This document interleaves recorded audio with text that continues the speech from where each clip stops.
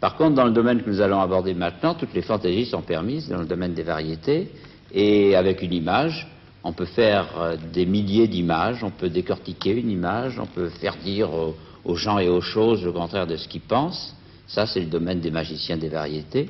Et en tête de tout cela, il y a un garçon dont je n'ai pas besoin de faire l'éloge et dont le nom vient tout de suite à votre pensée. C'est Jean-Christophe Averty que nous allons retrouver maintenant. Cher Jean-Christophe, la télévision française, à ses débuts, quand nous l'avons connue, était très libre dans le ton et dans l'esprit. Et puis le ton s'est fait un peu plus grave et l'esprit s'est fait un peu moins léger. Heureusement, vous avez fait votre apparition à ce moment-là et vous avez libéré la télévision de la pire des oppressions, l'oppression de la forme et l'oppression de l'image. Vous avez tout fait voler en éclats. Les têtes sont parties d'un côté, les jambes sont parties de l'autre côté. Et enfin, grâce à vous, on a inventé ce mouvement qui déplace les lignes. Détesté par le poète, mais très apprécié par le téléspectateur.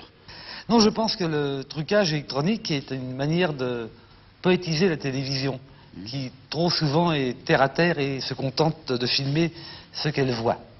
Je pense que la télévision est un peu huissière. Elle constate que de telle heure à telle heure, telle personne sont passées devant telle et telle caméra, et puis c'est tout. Et on se contente de peu. Je pense que la télévision, une des voies principales de la télévision, c'est de faire rêver. Et le rêve se fait avec des images. La vie est assez monotone et assez sinistre, assez morose. Alors les images que je fabrique sont des images jamais vues. Ouais. Du moins par moi, je pense que les autres ne les ont pas vues non plus, si bien que je ne comprends pas les gens qui n'aiment pas mes émissions.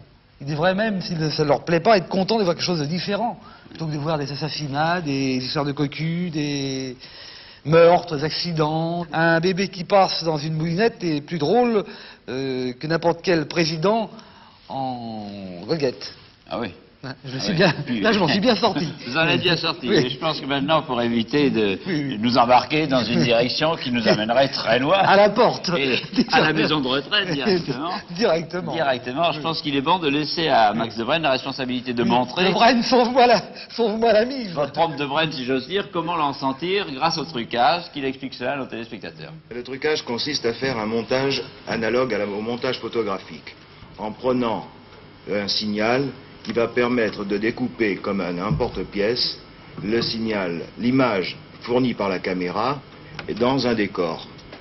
L'image fournie par la caméra reprend sa place dans le trou qu'on a ainsi constitué. Et on met autour un décor qui peut changer, qui peut être bien d'autres images, toutes les images dont nous disposons. En particulier, nous pouvons remettre nos personnages sur nous-mêmes, sur toutes les images que nous fournit le plateau à ce moment-là. Et à l'intérieur des personnages, on peut aussi, à la place des personnages, mettre ces images dont nous disposons. Le trucage électronique ne consiste pas simplement à faire que des incrustations. Le générateur d'effets nous livre un certain nombre de volets et de médaillons, en particulier ce rectangle de largeur, de hauteur variable et d'emplacement réglable. Messieurs, Georges Decaune va vous demander dans quelques instants de jouer avec ce médaillon. Oui, c'est ça, nous allons faire une démonstration. C'est une scène classique, un Français moyen rentrant chez lui, trouve sa bouteille de vin rouge ordinaire, ne pense pas à mal, sans penser, imaginer qu'une caméra de télévision suit ses mouvements, se remplit un verre de vin rouge.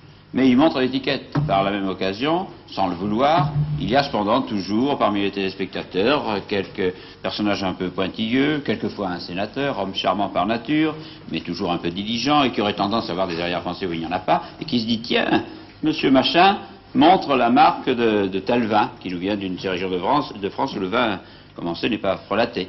Donc, pas d'arrière-pensée pour qu'il n'y ait pas de souci quelconque. Monsieur, vous allez vous servir, et nous, à la régie, nous allons faire en sorte que personne ne puisse dire quoi que ce soit sur le geste banal que vous accomplissez. Servez-vous de vin rouge et buvez tranquillement.